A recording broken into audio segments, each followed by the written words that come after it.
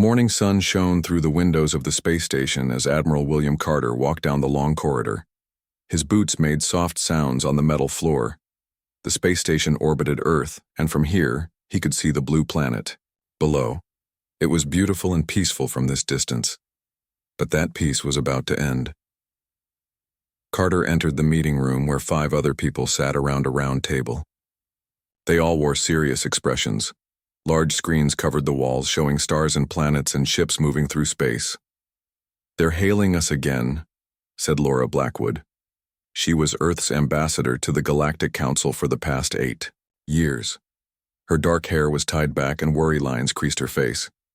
Carter nodded and took his seat. "Put them through." The main screen flickered, and 17 alien faces appeared. They looked very different from each other. Some had scales, others had fur, and a few looked almost like insects. But they all shared one thing. None of them looked friendly. The alien in the center spoke first.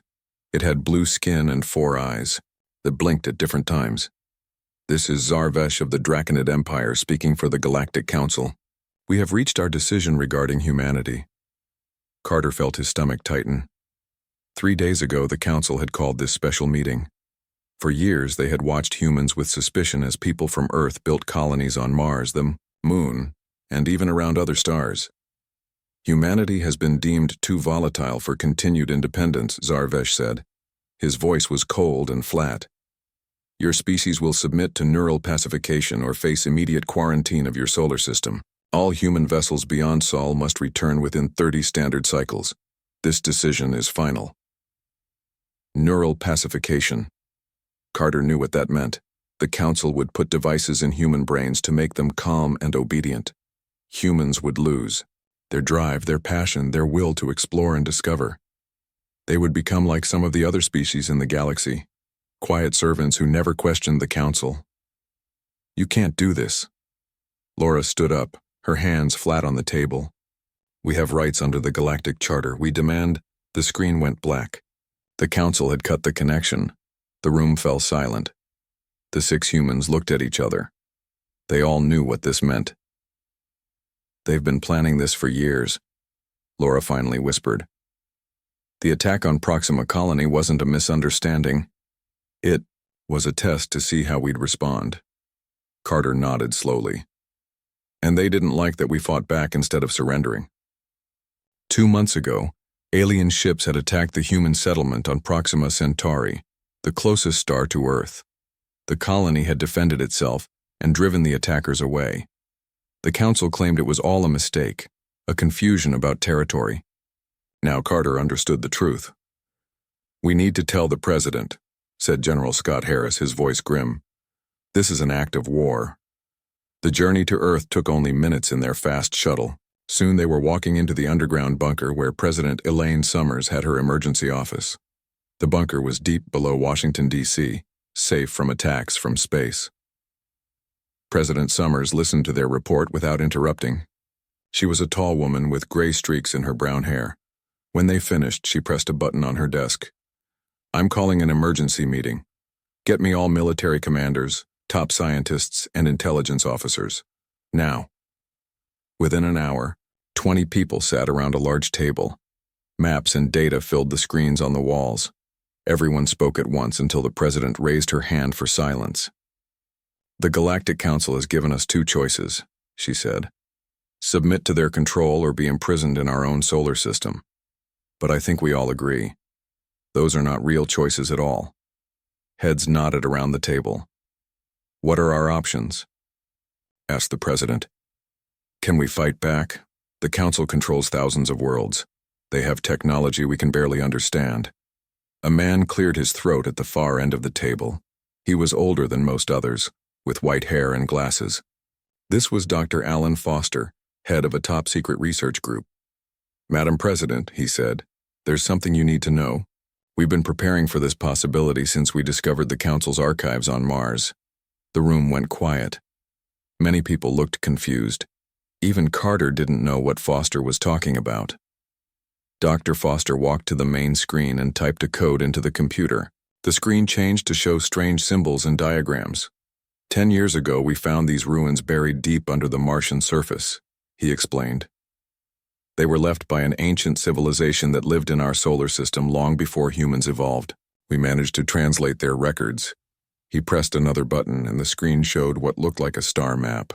We learned that we weren't the first intelligent species to evolve on Earth, he continued. What we found suggests our predecessors left us insurance against the day when the Council might come for us too. President Summers leaned forward. What kind of insurance? Dr. Foster smiled for the first time. Technology, weapons, secrets hidden all over Earth and throughout the solar system. The Council wiped out the earlier civilization, but not before they hid tools for the next intelligent species to find. That's us. And you found these tools? Asked Carter. Some of them. Foster nodded. Enough to know the Council isn't as all-powerful as they want us to believe. Enough to give us a fighting chance. President Summers stood up and looked at each person in the room. The Council thinks we're weak. They think we'll give up without a fight. They think they can take away our freedom, our very humanity. They're wrong. She walked to the large window that showed the city above them. People walked on the streets not knowing that their world was about to change forever. Send word to all our colonies, she ordered.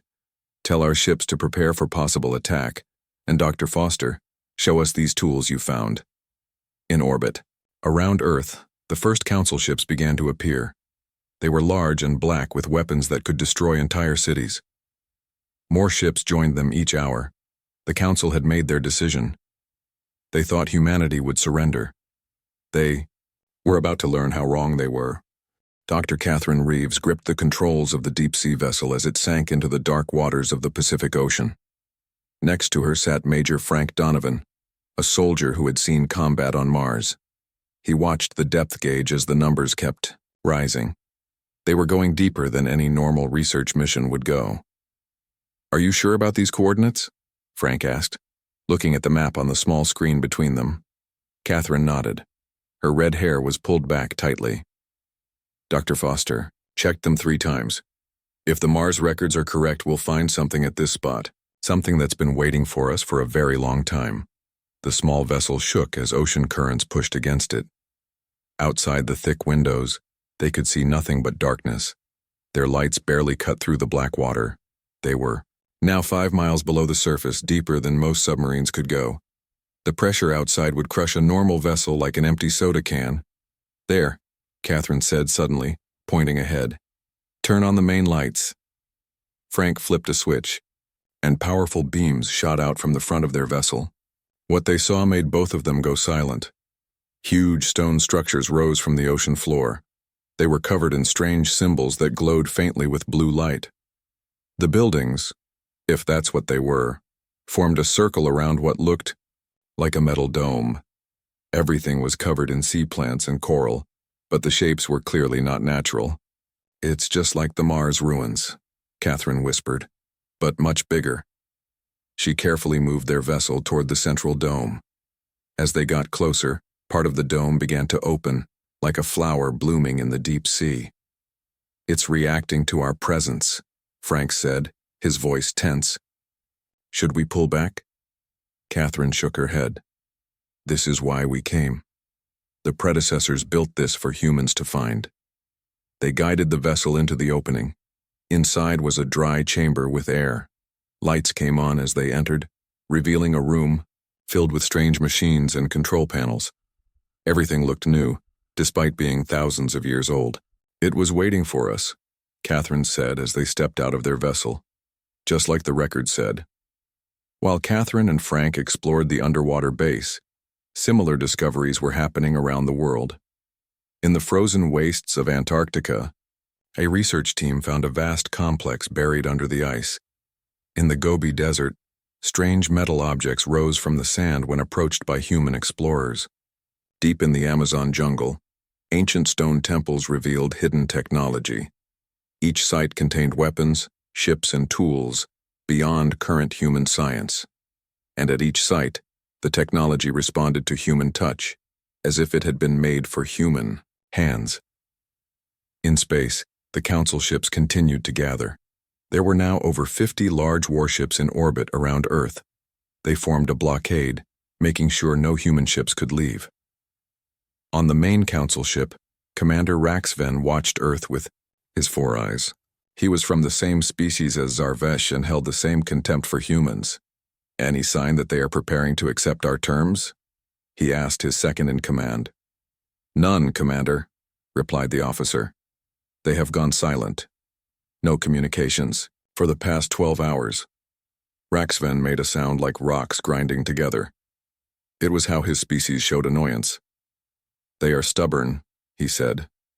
But they will break. All species do eventually. On the far side of the moon, hidden from the Council's sensors, Commander Olivia Martinez stood in a large cave that had been turned into a secret base. Around her, engineers and scientists worked on ships unlike any humans had built before. They combined human technology with designs found in the predecessor archives. Status report, she demanded as she walked through the busy facility. A young engineer named Jack Powell looked up from his work. The first 10 ships are ready, Commander. Their shields and weapons have been upgraded with the new tech. We're still working on the other 20. Olivia nodded, satisfied. And the fold drive? Installed on the flagship, Jack said.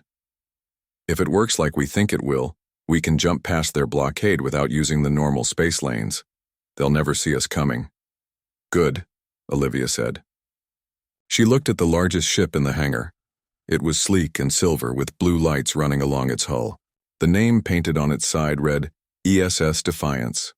On Earth, President Summers prepared to address the world. All TV and radio stations, all internet feeds, would carry her message. People everywhere were scared. They had seen the alien ships in the sky. They knew something big was happening. The president stood before the cameras in the White House. She wore a simple blue suit and looked directly into the lens. Citizens of Earth and all human colonies, she began. 3 days ago, the Galactic Council demanded that humanity submit to neural pacification, a process that would rob us of our will, our drive, and our freedom. They have threatened to imprison us in our own solar system if we refuse.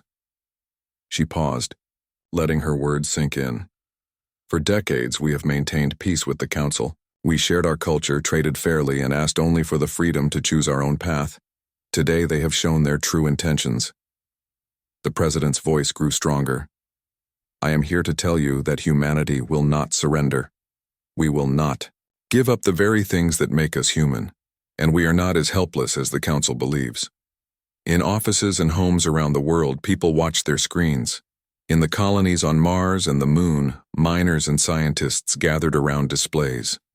On distant Proxima, the surviving colonists listened to the broadcast that had traveled 4 light-years to reach them. We have discovered that we are not the first intelligent species to face the Council's demands, the president continued. Long ago, another civilization arose on Earth. They were destroyed by the Council, but not before they left behind the means for us to defend ourselves.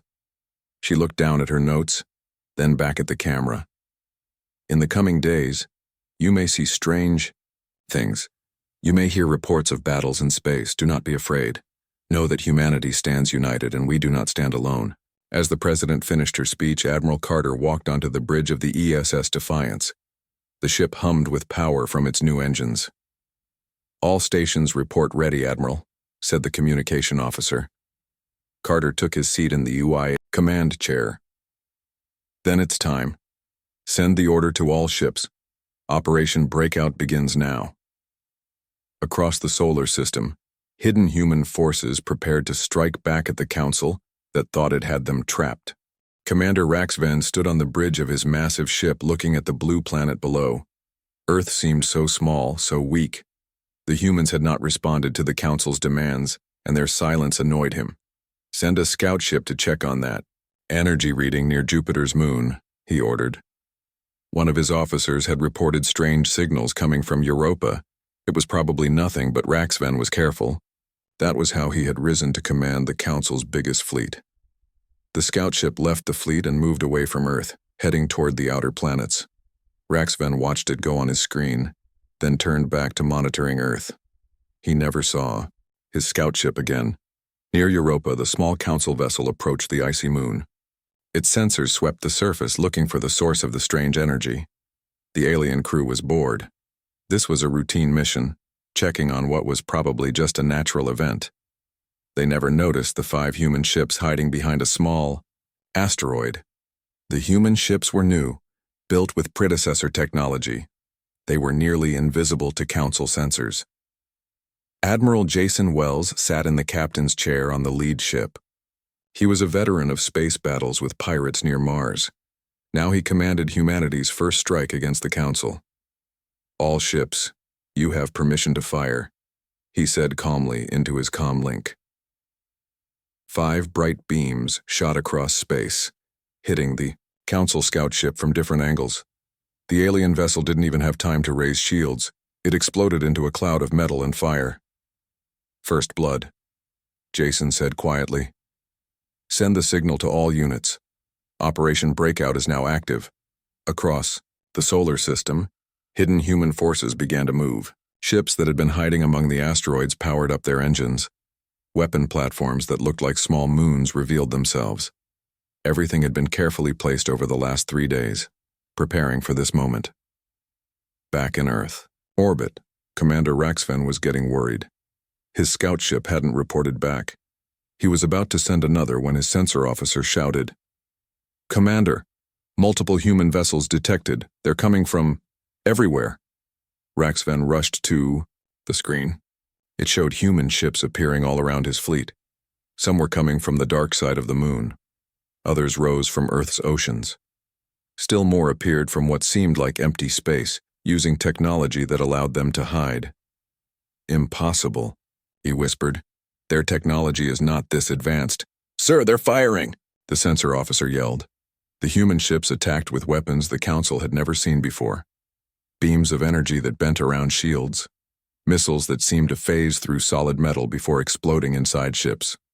The Council fleet had superior numbers, but they were caught completely by surprise. "Return fire," Raxven ordered. "Call for reinforcements from Mars base." His ships began to fire back, their powerful weapons destroying several human vessels. But for each human ship that fell, 2 more seemed to appear. And when Raxven tried to contact the Mars base, there was no answer. On Mars, the Council's forward base was already under attack. Commander Olivia Martinez led the assault personally, commanding a squad of soldiers in advanced battle suits. These suits were based on designs found in the predecessor archives, allowing humans to move faster and hit harder than ever before. "Push forward," Olivia shouted as her team fought through the Council's defenses. "We need to take the communication center." The Council soldiers were fierce fighters, but they were shocked by the humans' sudden attack. They had expected the humans to surrender, not fight back with new technology that matched or exceeded their own. Olivia shot 3 aliens with her energy rifle, then kicked down a metal door. Behind it was the base's communication center. Her team quickly secured the room, making sure the Council couldn't call for help. "Base is secure," she reported back to Earth. "Mars is ours again." While battles raged across the solar system, Dr. Sandra Phillips worked in a hidden lab beneath the Rocky Mountains. She was one of Earth's top experts on quantum physics, and now she worked with the most amazing device she had ever seen. The quantum communications array was another gift from the predecessors. It looked like a crystal sphere surrounded by rings of metal and light. According to the ancient records, it could send messages instantly across any distance, bypassing the Council's normal communication network. "Is it ready?" asked President Summers, who had come to see the device activated.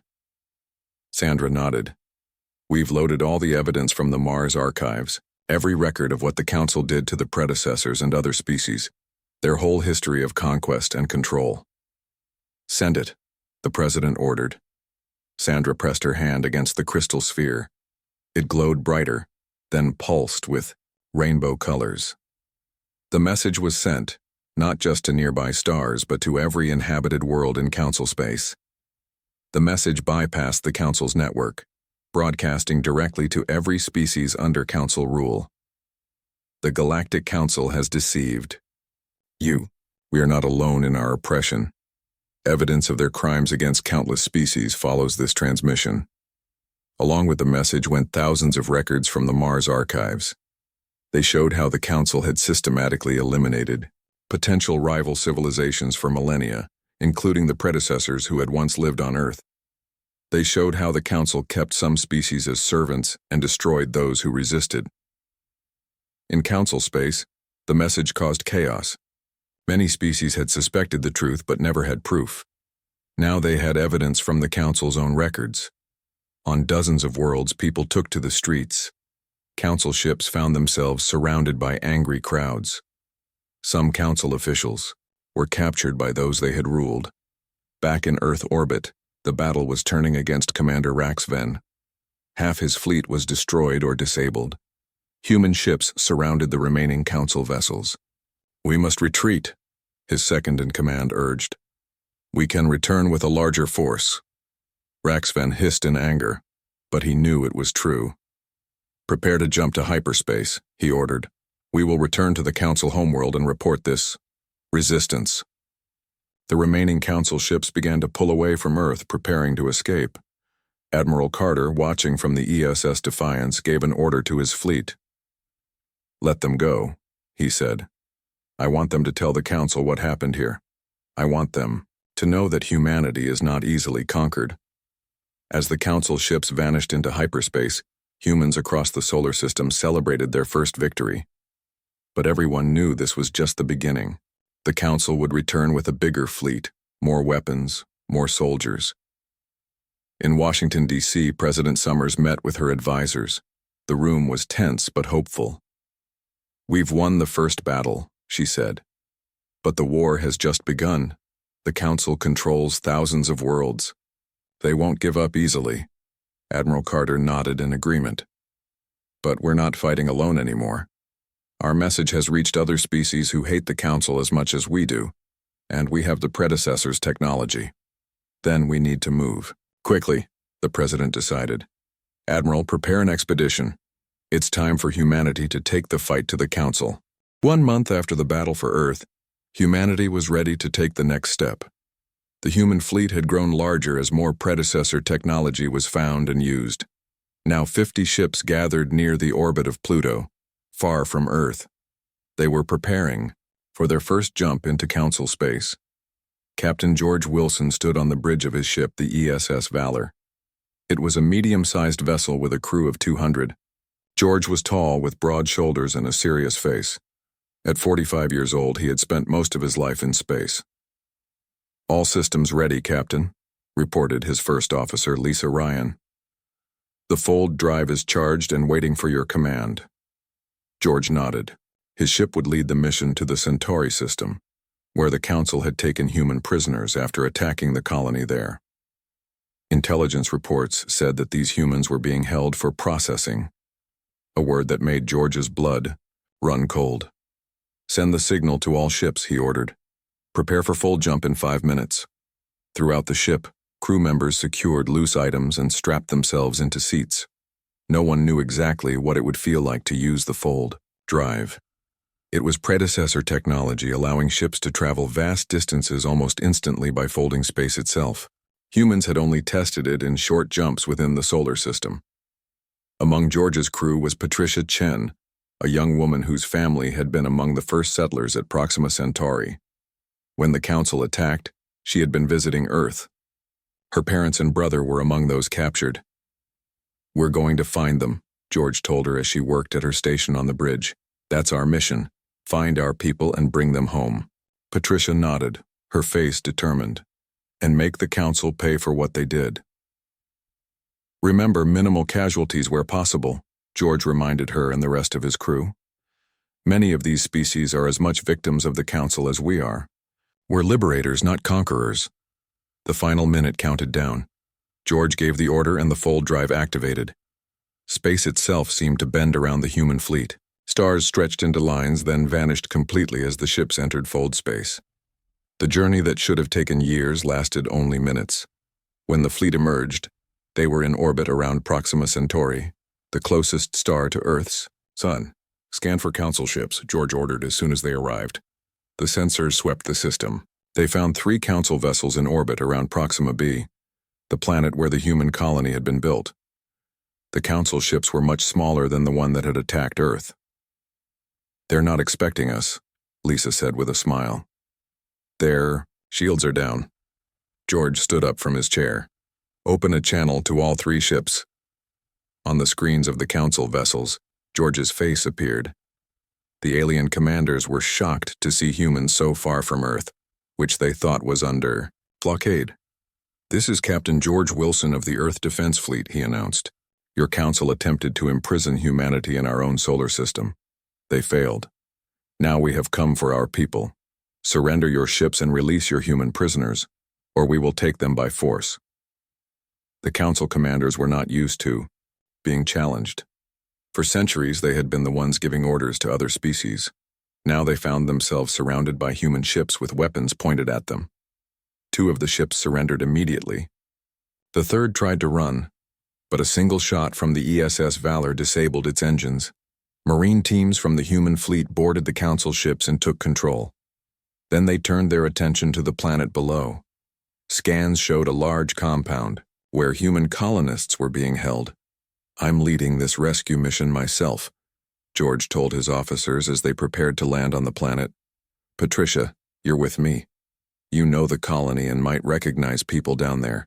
Their shuttle landed near the compound. 50 Marines in advanced combat armor moved quickly to surround the area. The council guards were so surprised by the sudden attack that many surrendered without fighting. Inside the main building, George and Patricia found hundreds of humans in holding cells. They were thin and looked tired, but most were unharmed. The council had been preparing them for neural pacification, but hadn't started the process yet. Patricia ran from cell to cell, calling out names. Finally, she found what she was looking for. Dad, Mom, she cried, seeing her parents in one of the cells. George quickly unlocked the door, and Patricia rushed in to embrace her family. Similar scenes played out across the compound as the human prisoners were freed. Some cried with joy.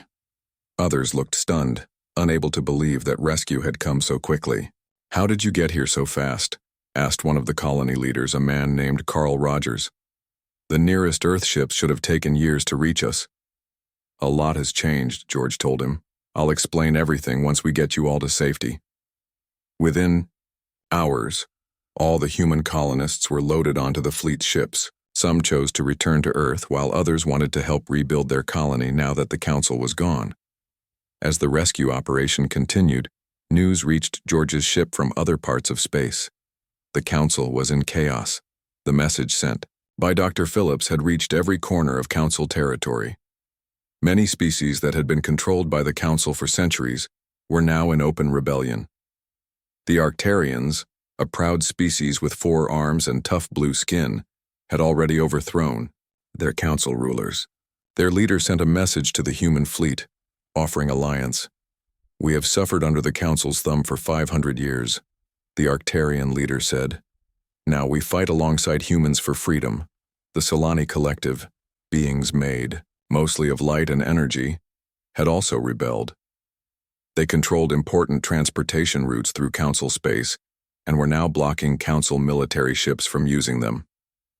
Back on the council homeworld of Xanthar Prime, riots filled the streets. Citizens demanded answers about the historical records humans had released, records showing how the council had systematically eliminated potential rival civilizations for millennia. On Earth, Admiral Carter coordinated with these newly liberated species, forming what they called the Alliance of Free Worlds. The council didn't just threaten humanity, he told the representatives who gathered via holographic communication. They've been strangling the galaxy's potential for thousands of years, eliminating any species that might challenge their power. The council's inner circle, 17 leaders from the most powerful species, watched their control crumble. They retreated to their ancient fortress world, Terminus, activating defenses not used since their rise to power. We must crush this rebellion quickly, said Zarvesh, the Draconid who had first delivered the ultimatum to Earth. Starting with the humans who caused it. He turned to the other council members. Activate the purification protocol. Ready the Eradicator fleet. We will wipe out Earth completely as an example to other rebellious species. The other council members looked shocked. The purification protocol had not been used in 2,000 years. It meant the complete destruction of a planet and all life on it. Is that Necessary? Asked one of the younger council members. Sarvesh glared at him. These humans have done in 1 month what no species has managed in millennia. They've united our enemies against us. They've exposed our methods to the galaxy. They must be destroyed, or everything we've built will fall. Reluctantly, the council voted. The decision was made. Earth would be destroyed. What they didn't know was that a human agent had infiltrated even this most secure council meeting. Hidden technologies recorded. Every word, every plan. The warning was already on its way to Earth. The final battle was about to begin. The warning reached Earth just in time. The human spy on Terminus, a man named Eric Foster, had managed to send the complete details of the Council's purification protocol. According to his message, a massive fleet of special ships called Eradicators was being prepared. These ships carried weapons that could crack a planet open like an egg. Admiral Carter called an emergency meeting of the Alliance leaders. Representatives from 7 rebel species joined the humans in planning their response. "We can't just defend Earth," Carter told them. "If we let the Council keep their fortress world, they'll just build another fleet and try again. We need to end this once and for all." The representatives agreed. For too long, their species had lived under Council rule. Now they had a chance for true freedom. "My people will provide 200 ships," said Krell, the Arctarian representative. His blue skin gleamed under the meeting room lights. "The Solani will block all escape routes from Terminus," promised their representative, a being that looked like a human-shaped ball of light. Other species made similar offers. Together with the human fleet, they would create the largest battle, force seen in the galaxy for thousands of years. On the ESS Vindication, the newest and most powerful human ship, Captain Nicole Gray prepared for the coming battle. She was 35 years old with short black hair and dark eyes that missed nothing. The Vindication combined the best of human engineering with predecessor technology. "This ship is our best chance of breaking through their defenses," she told her crew during their final briefing. "Terminus has planetary shields that can stop normal weapons, but our phase cannons should be able to create a gap." Beside her stood Krell, the same Arctarian who had attended the Alliance meeting. He had asked to serve on a human ship to help coordinate the attack. "The Council believes itself untouchable in its fortress," Krell said. "That pride will be their downfall." The combined fleet gathered at a designated point in deep space. Over 900 ships from 8 different species formed up in battle groups. At the center was the human contingent, led by the Vindication. Admiral Carter addressed all ships from his command center on Earth. "For centuries, the Council has ruled through fear and deception.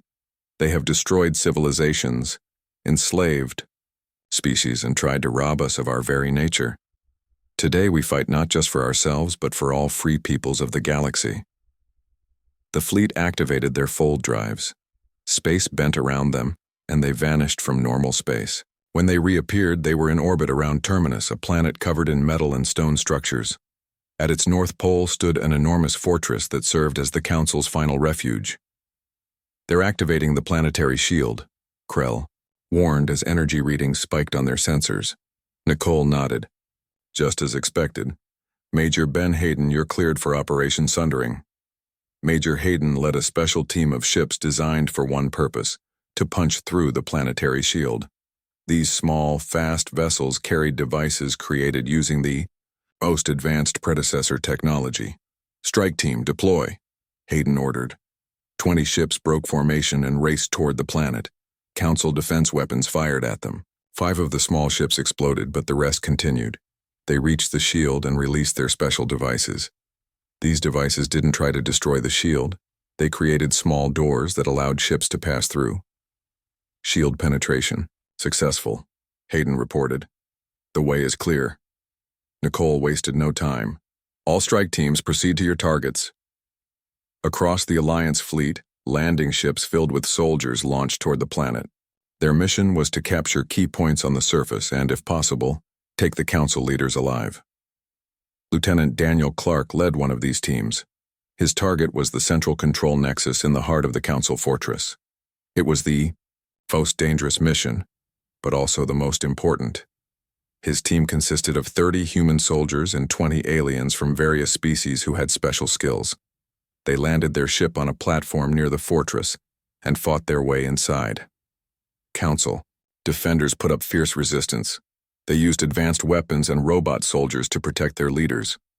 But the Alliance forces had surprise on their side, and many of the regular Council troops surrendered when they realized they were fighting alongside species they had been taught to look down on.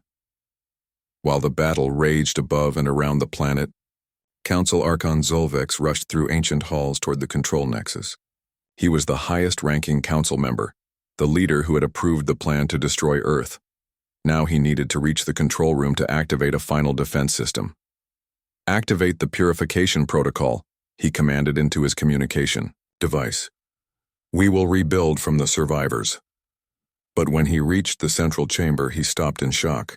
Human soldiers were already there, led by Lieutenant Clark. Beside them stood representatives from species the Council had oppressed for generations.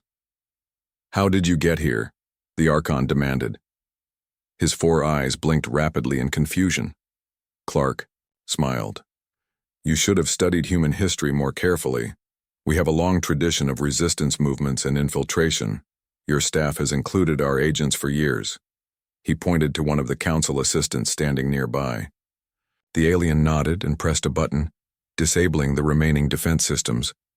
"Your rule is over," Clark told the Archon. "The Council's time has passed." In space, the battle was fierce but quick. The Alliance fleet outnumbered the Council. Defenders and many Council ships surrendered rather than fight against the combined forces of so many species. 3 months later, representatives from 27 species gathered on a neutral world to sign what they called the Galactic Concordat. This agreement created a new way for different species to live together in peace.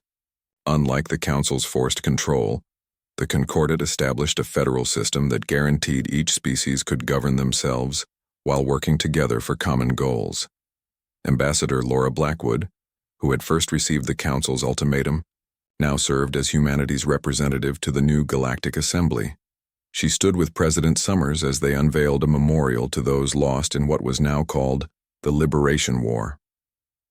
"Humanity never sought conflict," President Summers told the assembled dignitaries, "but when pushed to the brink, we demonstrated what our history has always shown, that we will fight with everything we have for our freedom and for the freedom of others." In orbit above Earth, a strange object that had been dormant for 50,000 years briefly activated. It was the last functioning monitor left by the predecessors. Its ancient intelligence scanned the planet below, noting the changes that had occurred. The predecessors had hoped that one day, a new species would arise on Earth that could challenge the Council's rule. They had left their technology as a gift, to be found when needed most. Its purpose complete, the monitor sent a final signal to similar devices hidden throughout the galaxy. Then it shut down for the final time. Its message was simple: freedom has returned to the stars. On Earth and 100 other worlds, people looked up at the night sky with new feelings of hope. The Council's long shadow was gone. The future belonged to those who would build it together as equals. The Council had gone too far, and humanity, along with its new allies, had changed the galaxy forever.